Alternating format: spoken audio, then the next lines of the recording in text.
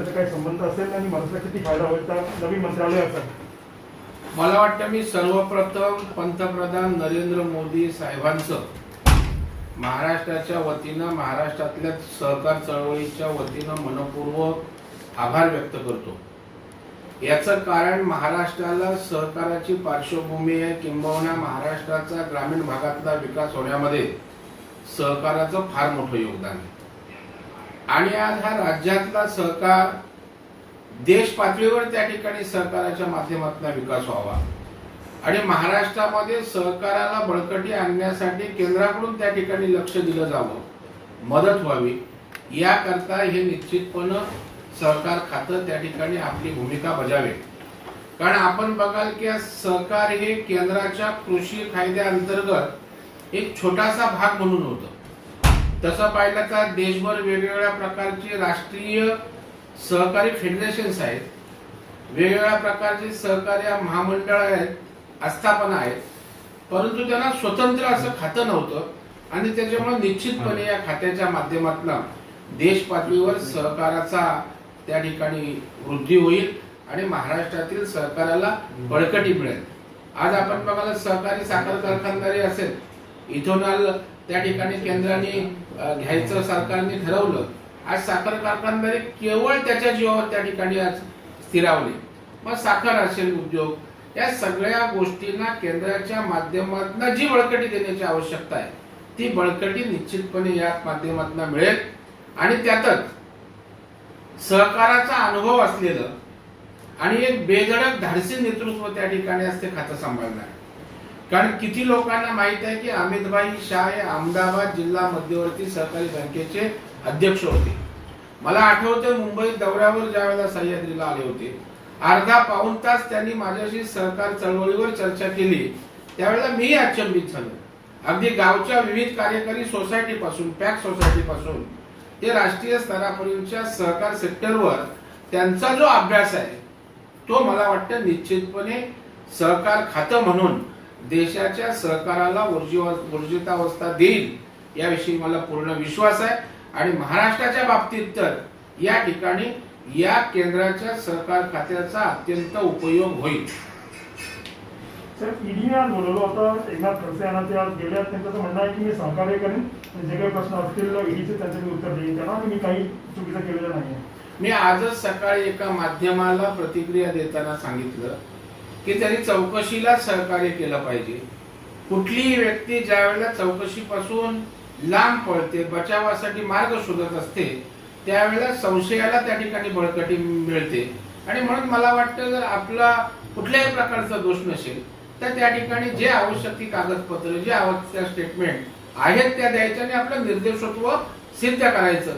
त्यामुळे कुठल्याही चौकशीला सहकार्य करणं हेच त्या ठिकाणी उत्तम असतं. काही महिन्यापूर्वी ते म्हणत होते की जर माझ्या मागे तुम्ही ईडी लावली तर मी सीडी तुमच्या मागे लावली.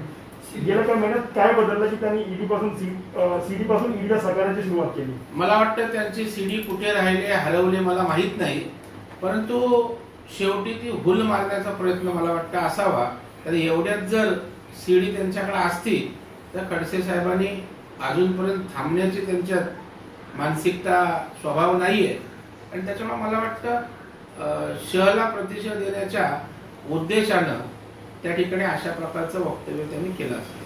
तर काल नारायण राणे यांना केंद्रीय मंत्रिमंडळाचं काम दिलं गेलं आणि त्यांना एमएसएमई मंत्रालय दिलं गेलं. आज संजय राऊत म्हणतायत की नारायण राणेसाठी ते खूप छोटं मंत्रालय, कारण ते मुंबईत आणि महाराष्ट्राचे पूर्ण मुख्यमंत्री आहेत, त्यांना काहीतरी मोठं दिलं पाहिजे होतं. नाही, संजय राऊत साहेब अलीकडच्या काळात मला वाटतं प्रसार माध्यम आणि भाजपवर टीका करणं या व्यतिरिक्त काहीच लक्ष घालत नाहीत, अभ्यास करताना दिसत नाही. एमएसएमईच्या माध्यमातून कोविडच्या संकटामध्ये किती निधी दिला याची राऊत साहेबांना कल्पना नसावी. गडकरी साहेबांनी एमएसएमईच्या माध्यमातून देशातल्या सूक्ष्म, लघु, मध्यम उद्योगांना त्या ठिकाणी ताकद दिली आणि त्याच्यामुळे अनेक बँका, अनेक खातेदार, उद्योजक एनपीएतनं बाहेर यायला त्या ठिकाणी मदत झाली. आणि मला वाटतं त्यांच्या मर्यादाही त्या ठिकाणी वाढवल्यात. उद्योगधंद्याच्या ज्या मर्यादा 2 कोटीचं समजा असेल तर ते 10-20 कोटी केलंय, 10 कोटीचं होतं ते 25-50 कोटीपर्यंत केलंय.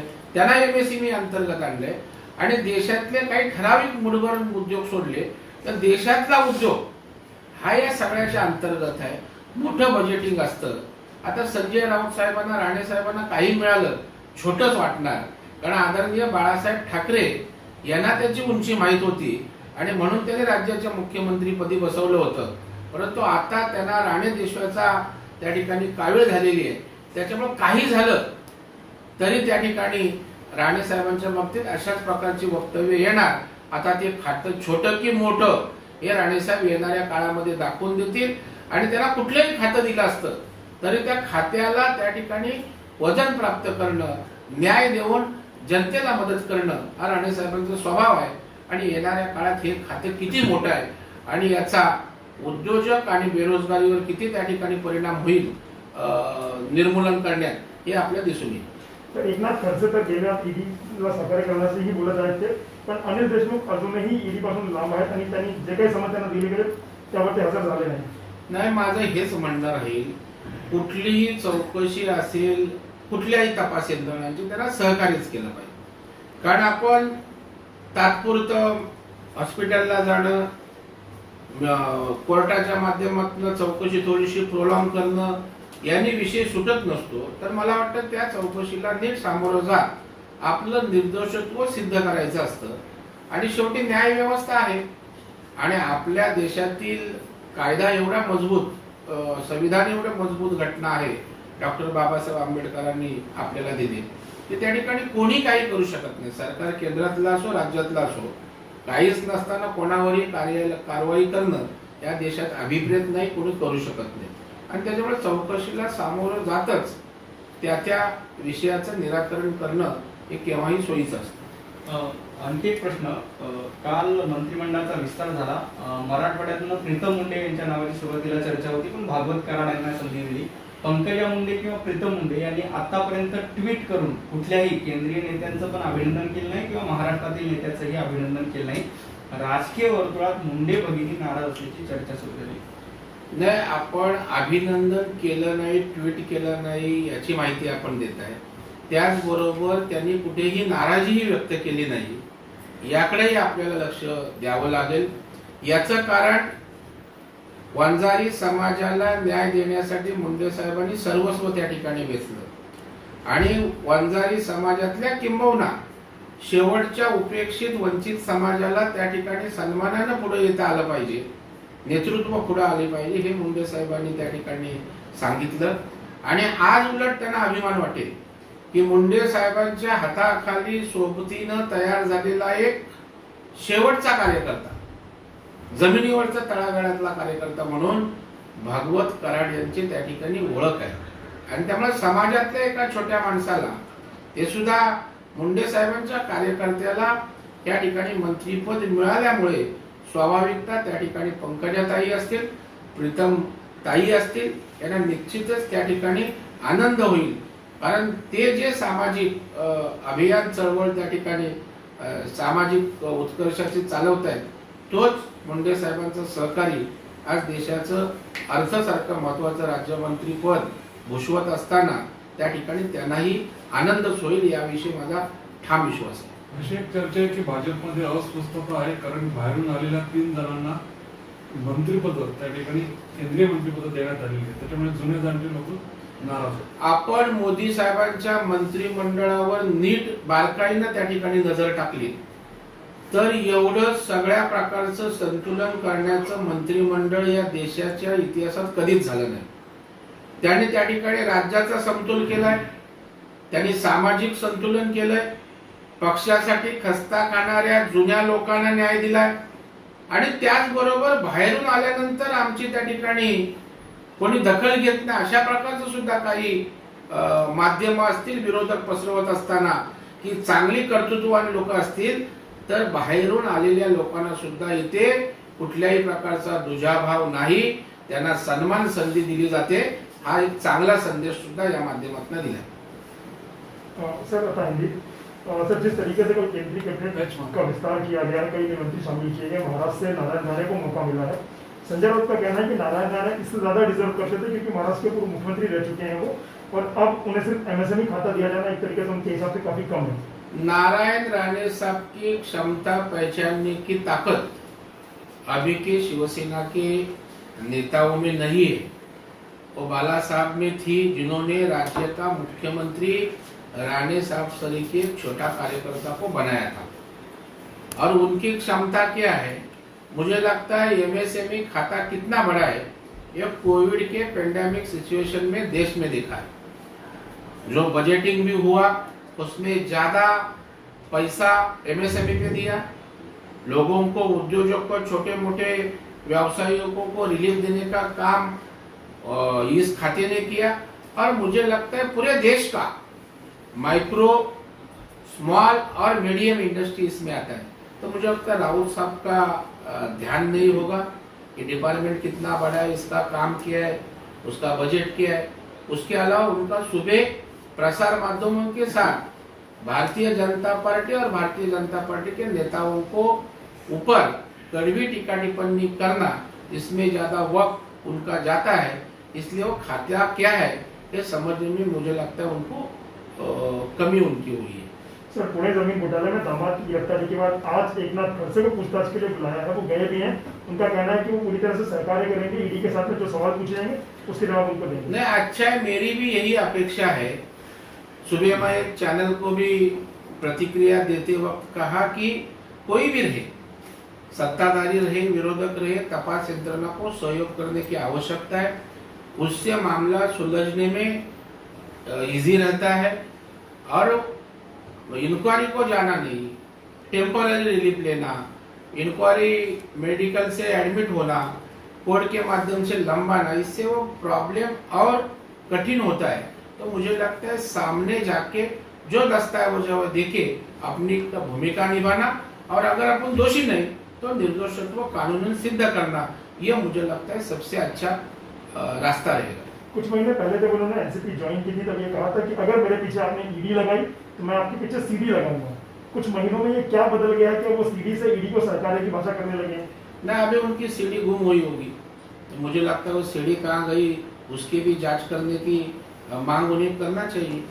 नहीं तो ऐसा ही बोले जाएंगे कि ये अपने ऊपर आया इसलिए दूसरे के ऊपर दबाव डालने के लिए इसी तरह का वक्तव्य किया था।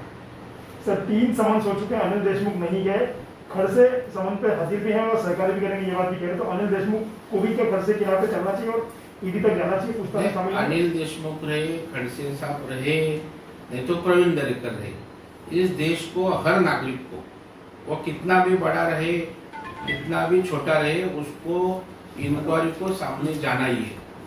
तो मुझे लगता है कौन सी भी तपास यंत्रणा की इंक्वायरी रहेगी तो मुझे लगता है उस यंत्रणा को सहयोग करते ही कानूनन को सहकार्य होता है और अपना निर्दोषत्व है।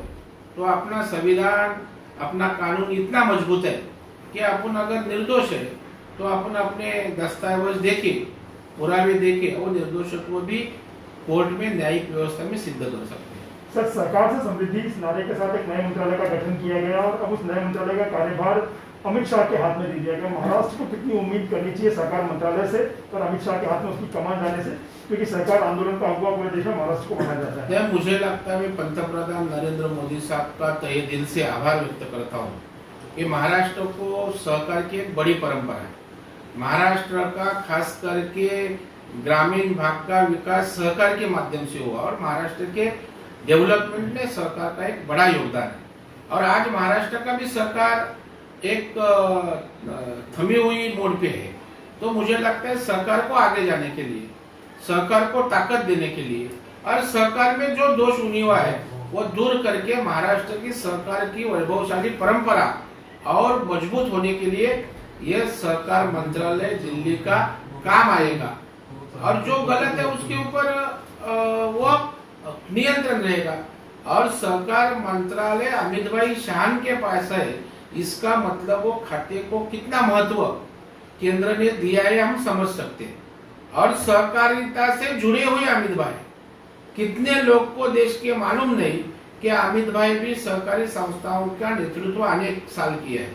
वो अहमदाबाद जिला मध्यवर्ती बैंक के अध्यक्ष रहे, तो गांव के पैक्स सोसाइटी, विविध कार्यकारी सोसाइटी से लेके ऑल इंडिया कोऑपरेटिव तक उनको सारा इत्यंभूत मालूमात है। इसलिए मुझे लगता है सरकार का प्रचार प्रसार और सहकार पूरे देश भर फैलेगा और जैसा महाराष्ट्र का सहकारिता के माध्यम से विकास हुआ है वैसा ही देश में सहकारिता के माध्यम से और डेवलपमेंट होगा, ये मुझे पूरा विश्वास है। सर, केंद्रीय मंत्रिपरिषद के विस्तार के बाद महाराष्ट्र बीजेपी में थोड़ी सी नाराजगी असंतोष है, इस बात की चर्चा राजनीतिक गलियारों में है। ट्राइबल कम्युनिटी से हिना गावित का नाम चर्चा में था, लेकिन फिर भी भारती पवार को मौका मिलता है। मराठवाड़ा से प्रीतम मुंडे का नाम चर्चा में होने के बाद भागवत कराड़ को मौका मिलता है। तो ये दोनों जो खेमे हैं इनमें काफी नाराजगी है और इनके सपोर्टर्स भी थोड़े नाराज है इस नए विस्तार से। आप मुझे बताइए बीजेपी के महाराष्ट्र में एमपी कितने, तो उसमें अगर 4 लोग को मिला तो बाकी के लोग इच्छुक रहेंगे तो उनको बुरा लगेगा ही, मैं रहता तो क्या। अभी हिना राउत को मिलता था तो आपका सवाल आता था क्या भारती पवार नाराज है करके, भारती पवार को क्यों दिया नहीं, वो तो डॉक्टर है, वार्षिक उच्च विद्याभूषित है।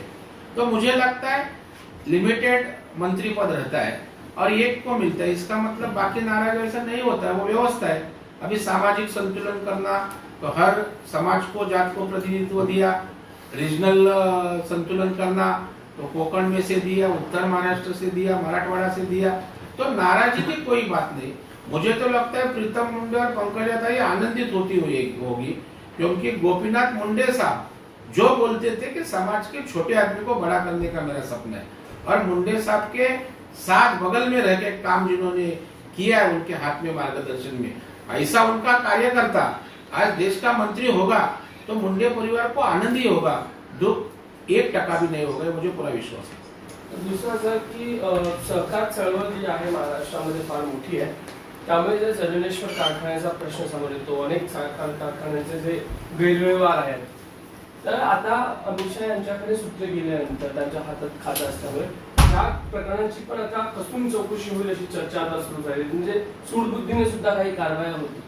एक लक्षात ठेवा, सूडबुद्धीनं कुठली कारवाई होणार नाही, पण एक गोष्ट खरी आहे की चुकीच्या गोष्टी जर कोण होत असतील करत असतील तर त्याला चाप निश्चितपणे या ठिकाणी बसेल। आज आपण बघाल की केंद्राच्या माध्यमातून सुद्धा सहकाराला अनेक प्रकारची मदत होत असते, साखरेच्या संदर्भात असेल, त्या ठिकाणी आता इथेनॉल केंद्र खरेदी करत असेल, आणि एकंदर सहकारी चळवळीला ताकद देण्याची भूमिका आणि मानसिकता पण केंद्र बनवत आहे।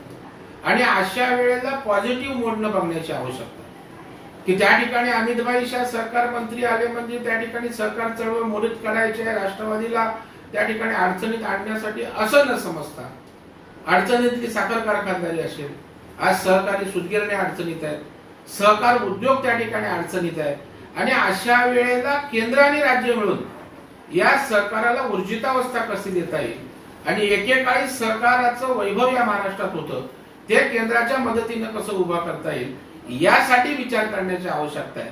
प्रत्येक वेळेला त्या ठिकाणी सुडानं निगेटिव्ह भावनेनं विचार करण्याची आवश्यकता आहे असं मला वाटत नाही। दुसरा सर नाना पटोले म्हणतात की केंद्रीय मंत्रिमंडळाचा जो विस्तार झाला आहे त्यामध्ये अनेक भ्रष्टमंत्र्यांनाच प्रमोशन देण्यात आलेलं आहे आणि हर्षवर्धन यांचा जे राजीनामा आहे त्यांना हटवणं आहे, याचा अर्थ की ते चांगलं काम करत नव्हतं आरोग्य खात्यात। एक लक्षात ठेवा, काँग्रेसच्या काळामध्ये सुद्धा मंत्रिमंडळ होत होतं, बदल होत होते, रिशफलिंग होत होते, त्यावेळेला पण अशाच प्रकारची वक्तव्य करायचीत का? आणि मला वाटतं नाना पटोले काय अथॉरिटी नाही भ्रष्टाचार ठरवणारी किंवा त्या ठिकाणी कोण योग्य अयोग्य। माझ्या मते पंतप्रधान नरेंद्र मोदींसारखा जज आज त्या ठिकाणी बसलेला आहे, जज अर्थानं या सगळ्या व्यवस्थेला न्याय देणारा, राजकीय न्याय देणारा, आणि आपण बघाल की त्यांनी कसलाही विचार केला नाही, त्या ठिकाणी नव्या जुन्यांचा समन्वय साधलाय, सामाजिक संतुलन साधलंय, विभागीय संतुलन साधलंय, आणि सगळ्यात महत्वाचं म्हणजे परफॉर्मन्सला प्रचंड त्यांनी महत्व दिलंय। मला तर समजतं की त्यांनी परफॉर्मन्स कार्ड, रेड कार्ड पण सगळ्यांची त्या ठिकाणी मागवली होती, परंतु त्या ठिकाणी या गोष्टीचं नाना पटोलेंना भान असणार नाही, ते दोष शोधण्यामध्ये त्यांची दृष्टी मग्न असल्या कारणानं ते तशाच अर्थानं बोलणार, याविषयी मला काही म्हणायचं नाही। हा व्हिडिओ तुम्हाला कसा वाटला ते कमेंटमध्ये जरूर कळवा। अशाच ताज्या व्हिडिओंसाठी आमचे फेसबुक पेज फॉलो करा आणि यूट्यूब चॅनल सबस्क्राईब करायला विसरू नका।